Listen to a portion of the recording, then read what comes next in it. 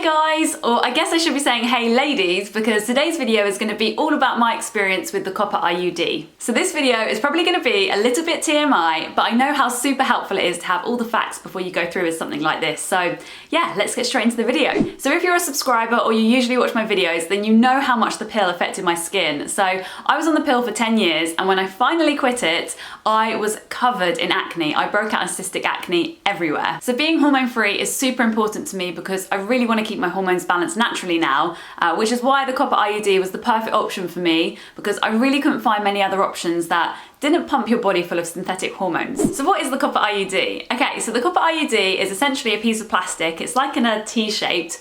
It kind of reminded me of like a Kirby grip, you know, the sort of hair slides.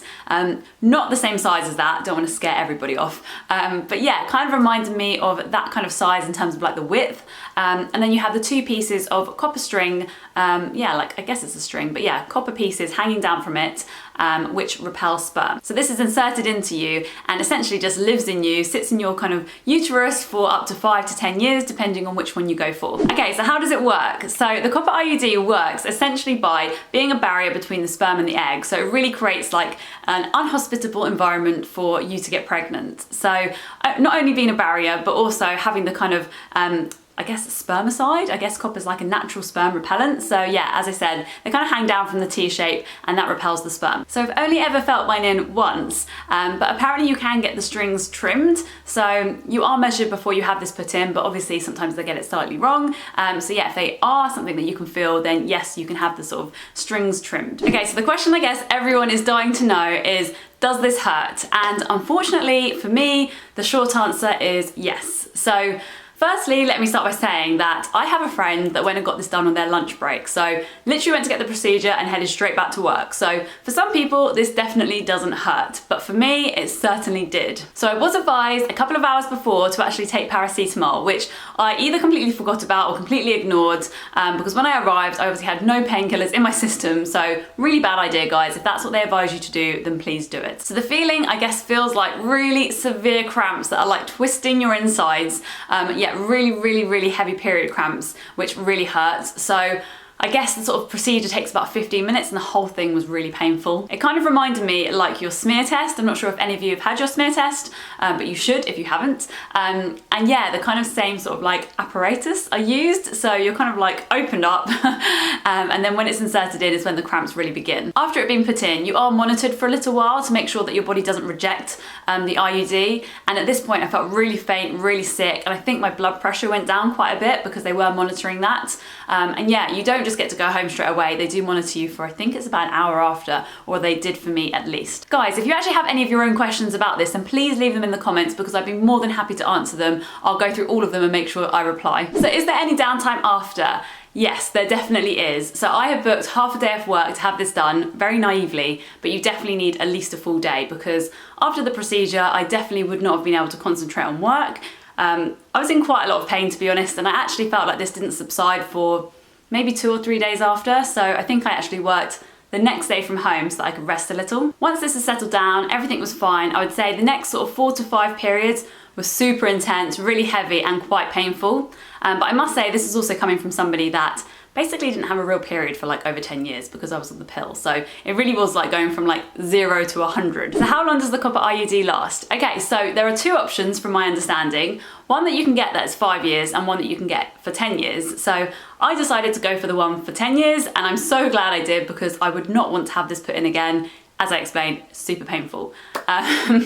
So yeah, I guess the reasons being is if you are planning to have children and you only want this in for a shorter amount of time, or you want to use a different form of contraception. So yeah, I guess the 2 options are there for you to decide. And I think you can get regular checkups. I think I'm due one maybe in a few years, which probably is soon because I've had this in for nearly 2 years now. So I initially got this put in because I started a course of Roaccutane. As I explained, my skin broke out like crazy when I stopped the pill. So yeah, really bad hormonal acne that I used Roaccutane to actually treat. It's quite a controversial drug, but I'm sure lots of you who watch this channel are already aware of Roaccutane and it might actually be how you found my channel. So yeah, if you're actually suffering with really bad skin and considering Roaccutane, then I'll link my playlist now for you to check out. But yeah, I started 2 years ago and you need 2 forms of contraception to be on this drug. So the Copper IUD was definitely one of the choices that I made for this and I'm really glad I did. So the biggest downside I'd say to having the Copper IUD is definitely the pain and the whole procedure having it put in. However, once it's in, I found that it's been super worth it. So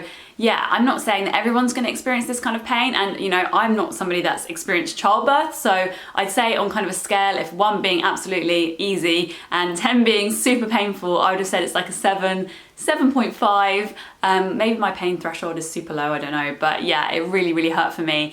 But as I said, super worth it. So if this is something that you're considering, because I know I really wanted to find something that was not putting hormones into my body or synthetic hormones into my body, then this really seemed like the best option. And so another downside might be that you could experience really heavy periods with the Copper IUD. I know that mine can be a lot heavier than I imagined that they would be. Like I explained, I don't really know what my regular cycle really is, because I essentially was on the pill for 10 years, like I said, and before that, you know, it was like a year. I think I was, having natural periods for about a year. So this really has been my only experience of having a natural cycle. So for me, it doesn't feel like it's crazy heavy, but I know lots of people have sort of fed back or explained that their periods are definitely different now that they've got this put in. Another downside is obviously you've got to have this taken out, which absolutely terrifies me. Apparently it's not as painful as having it put in, but yeah, can't comment on that right now, guys, but I will definitely update you if I have this taken out. So would I recommend this?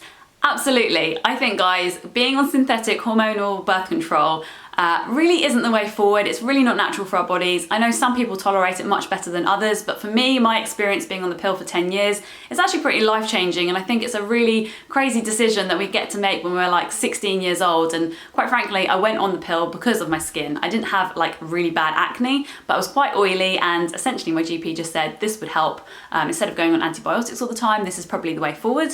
And all of my friends were on the pill as well, so we were all put on this at a very young age. And yeah, it just really, it didn't work for me, and I really don't feel happy that I was on it for such a long time. But that being said, I'm really glad that I've done my research and I really understand my body better now. And yeah, not putting synthetic hormones is definitely the way forward for me. But obviously everybody's different, and I completely appreciate that the pill works so well for so many people and really does serve a purpose.